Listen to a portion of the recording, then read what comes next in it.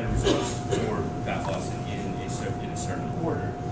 Most people, when they decide they need to lose weight, they decide that they're going to go out and just start walking or jogging or something like that.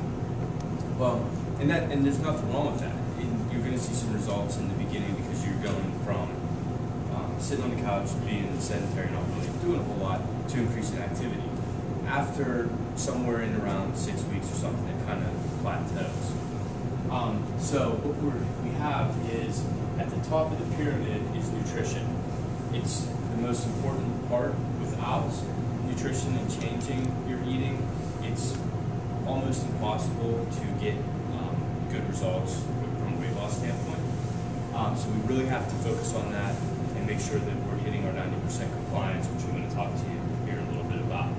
The second part is resistance training, and this is looking for about 2 days a week of pure resistance training with a strength training, basically. After you get those 2 days in, we move down on the pyramid to metabolic resistance training. This is like our group classes.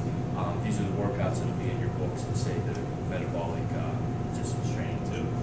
2 days there. Basically, this is all we're focusing on in the pyramid here is nutrition, resistance training, and the metabolic resistance training.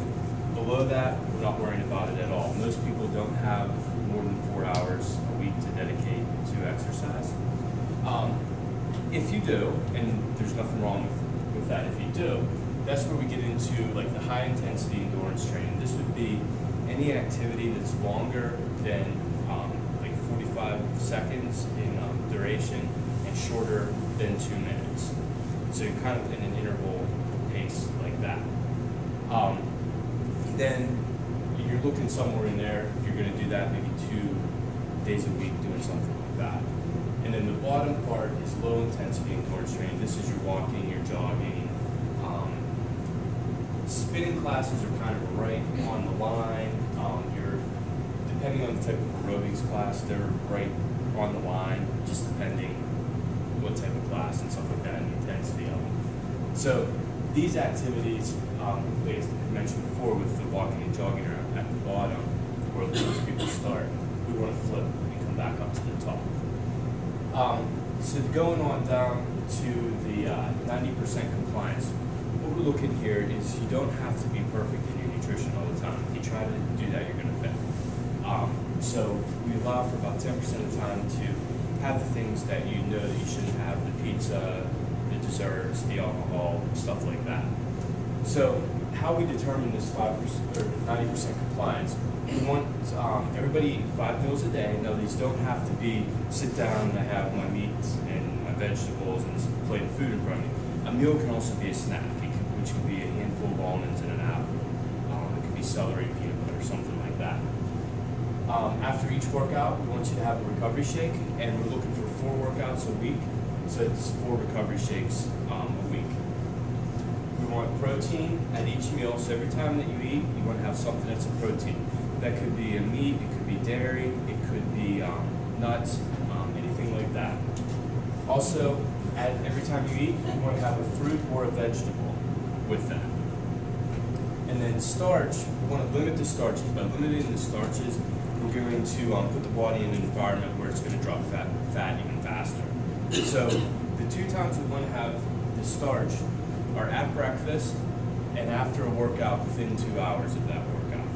And when we're having those starches, we want to stay away from the white, refined, processed flours. We want to stay with whole wheats, brown rice, quinoa, couscous, stuff like that. Stay away from that. No, eat that. Eat that. Yeah, stay away from the white flour, the processed type stuff. Yeah. So in a typical day, you have, excuse me, you have about 15 points that you can achieve or earn in the day. On a day that you work out, you have 16 points. That's how we track the workouts in there for that 90% compliance. So at each meal is going to have 3 lines, and these are in your journals. You have the protein. If you had the protein at that meal, you get to put a check there. If you had a fruit or vegetable at that meal, you put a check there. If you followed the starch rule, if it was breakfast and you had your starch, you put a check there. If it's breakfast, you didn't have a starch, you don't put a check there. Same thing, say it's lunch and you didn't work out and you have a sandwich, you don't get to put a check there, but if you had a chicken salad, you get to put a check there. So at the end of the day, what you do is you add up all the checks that you've gotten, you divide them by 15 or 16, depending if you worked out or not, and then that's your percentage for the day. And we're shooting for 90%. Now, you could have 15% every day and then make one whole day kind of a cheat day. That's okay too. Kind of however you want to use that 10%. Now, the one thing that messes a lot of people up is they don't get in 5 meals. They miss a meal. If you miss that one meal, you're already bumped yourself down to like 92% compliance, and there's not a whole lot more room for error for that week. So at the end of the week, what you'll do is take all of your points from each day, and you're going to divide them by 109. There's the 15 points each day, which brings you to 105, plus the 4 workouts. That's where you get the 109. Divide your points by 109. Whatever your percentage is, that's what you got for the week. And we don't expect people to be here week 1. Because a lot of people do a big overhaul for what they're currently doing. But each week, what we want to see, if you come in at 60%, we want to see you improve on that, whether it's 65%, 70%, whatever. The following week, we want to see you improve on that until you're up to 90%, and then just stay in right there. So that's kind of a quick overview of the nutrition and kind of how we come about exercise for fat loss. So in the journals that I'm going to give to you guys that signed up tonight, we have in here, just pulling out, we have our journal kind of explaining what I talked about a little bit tonight. And then we also have in here a grocery list of some things to go to the grocery store and buy. A lot of times people ask, like, okay, I gotta go to Giant Eagle or Whole Foods or whatever. And what should I buy? So this gives you a list. It's not, there's stuff on here that you can obviously eat that's not listed, but it's kind of a starting point. And then we also have some recipe resources, just some websites where you can go on, find some different recipes. So a lot of times you hear people say, hey, I'm getting bored eating the same things. What are some ideas? Now, granted, there's going to be some things on there that you probably shouldn't eat, like dessert things and stuff like that. But you can kind of go through, looking through the steps with that 90% compliance and pick some things out that way. And here's just what one of the journal sheets looks like. We have the date, meal 1, write the time down. That's important. Breakfast, we want that about 15 minutes after you're getting up, ideally. And then meal 2 in there, meal 3. Trying to eat roughly every 3 hours is what we're looking to see. It's not always going to be possible with jobs and stuff like that, but if you know that you're going to have a period where it's going to be 4 or 5 hours and you can't eat, try to eat something right before that, and as soon as you get out of that, eat something then. And there's just the 8 weeks of journals in here, and then at the back what we have is the workout sheets, and you'll see at the top it says phase 1, and it has the warm-up, all the exercises that we're going to be doing. There's an A workout and a B workout. So Monday you'll come in and do your strength workout, one workout A. Tuesday be like the group class, Wednesday be a rest day, Thursday be group class, and Friday be strength workout B. Something to that effect. And then behind it is the first phase of the metabolic workouts. There's 10 exercises. We're doing 2 to 4 rounds, 20 seconds on, 20 seconds off. Then we have phase 2.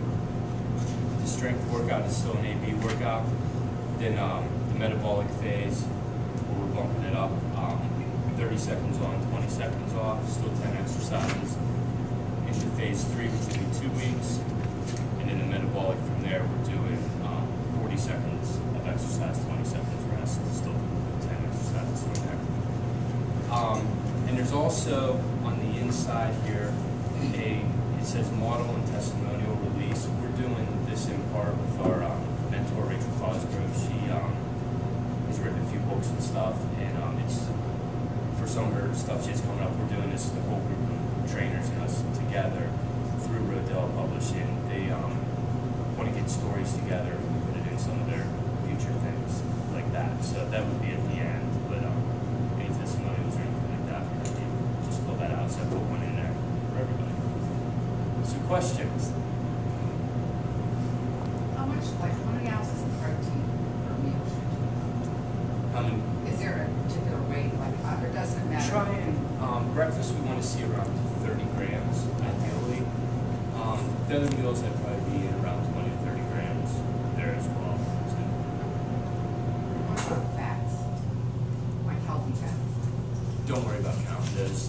If you're following the 90% there, it's kind of going to all fall in place. Yeah. Really, we don't want people counting how many calories, how many grams of everything's coming in. The main reason it just gets too obsessive and it's too complicated, and we don't want to make it any more complicated than we have to. So, Are all the calculations in there? For- Like how to figure out what percentage you come yes, in at? Okay. yeah, it's written. You'll see with all the meals, you're still writing down what foods you're eating because we do want to see what you're actually eating. But then your checks there, you just add your checks up for the day, and it tells you how to divide them and figure it out. So, and if you have any questions on that stuff, just ask us. We're going to do a support meeting on Thursdays right after the 5 o'clock workouts. It'll probably be about 5:15, and it'll be 15 minutes or so, basically. Just ask everybody how they're doing, what you're doing right, and then you guys kind of help each other. So. Gosh, I'm looking at, let's say, breakfast, right? I mean, you want a protein, a starch, and a fruit for breakfast? Yeah. So that would be like, say you did like 2 scrambled eggs, maybe a quarter cup of oatmeal or a piece of toast, and then banana or half an apple, something like that. And this is a lot of food for people at breakfast, because most people their breakfast is like grab something quick and run out the door. So this is eating a little bit more. Now you can also have like a protein shake, just blend up some protein with some berries in there. Maybe grab like a piece of toast or something. In addition to that, you can also put a scoop of oatmeal right into the protein shake or granola. Smart brand cereal, blend that up. It makes it a little bit gritty, but it really doesn't taste too bad. So now you've got your fruit, your starch, and your protein, and you're good to go. There is a tremendous right? Yeah. For somebody like me, I'm used to eating, like, as I followed your plan before, because I mean, a bunch of us get up early, we're talking, like, I have another snack usually. I mean, do you have to stick to the 5 or? No. Okay. If you Because I'm go- used to eaing 3 meals plus 3 snacks. Yeah, if Just you because, I mean, like we were talking about how early we get up in the morning, I mean, it's just, yeah, if you're doing like a 6th meal with that, just add 3 more lines that way. Okay. You're gonna, instead of having 109 points, you're gonna have another 21 points each week there. That quick math. very good. So your advantage is you get to cheat more because you're having that 6th meal that someone's eating 5 meals. Okay. So That's just what I've been doing now, and I just wondered if I should change. no, Okay. just keep doing what you're doing. Okay. On the journals in there, just each day kind of draw an extra line in there. Now, what day are we exactly starting? Monday, yeah. So the weekend to get this stuff kind of together. Yeah, and any Grocery questions? shopping, it's I'm thinking. I thought you meant cheating. Yeah, that's what I have. That's a good point. So Very Monday you good do point. like your I never did individual the other day. training. Yeah, that's a good Yeah, point. So Monday. that's in there, and you follow A. Yeah, and when you guys come in, just ask us. I'm also going to put online, go through all the exercises for each phase as we get there and the warm-up stuff, so that you can kind of all see online. That'll probably put a link to it through the blog or something. It'll all be on YouTube under I think it's Defined Fitness NC is our name on YouTube. So all this stuff will be there, so you can kind of take a look at it at home or something before you come in if you want. And then when you come in, just grab your sheet, ask us. Then all those notes. Not a problem. Maybe that's the breakfast together. So if you have a protein for breakfast, like at 5 a.m., can you have your starch and your protein? Get that right there, yeah. So you can have it like your morning. Yep. And when can you have such again after? Within 2 hours after finishing a workout. So I did, Or do you like to use it? like, bread, whole wheat pasta, brown rice, anything like that, yeah. How does this work in with, you know, like 9 o'clock classes, 6 o'clock classes, are they, like, how do you? If you, what you can do, say, definitely get the strength workouts in. You don't want to skip those. The metabolic workouts that are in here, if there's a day that you want to come and take one of the classes in the morning or the evening, go ahead and do that. These metabolic workouts in here are a little bit longer. They're about 40, 45 minutes when you start getting into doing like 4 sets and some of the stuff. But if you want to come and take, bless you. If you want to take the morning class or evening class every now and then, you can still do that too. I wouldn't do it all the time So necessarily. it's the Tuesday and Thursday class, is that like the metabolic?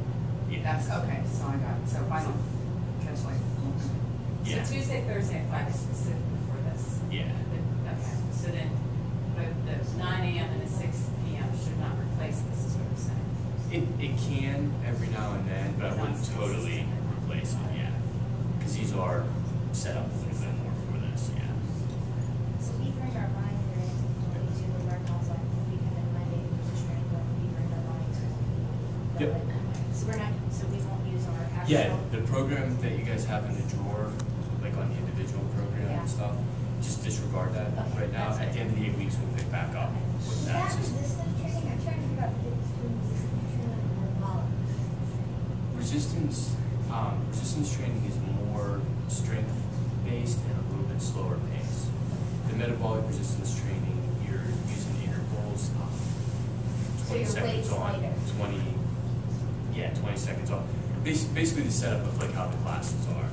Where the strength training, what we'll be doing is 2 to 4 exercises, one after the other, but they're all non-competing with each other. And then you can take a rest, come back around. Is that what our plans generally do? Yeah. Oh. Yeah.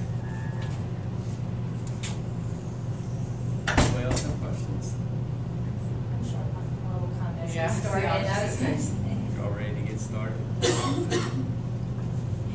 All right. All right.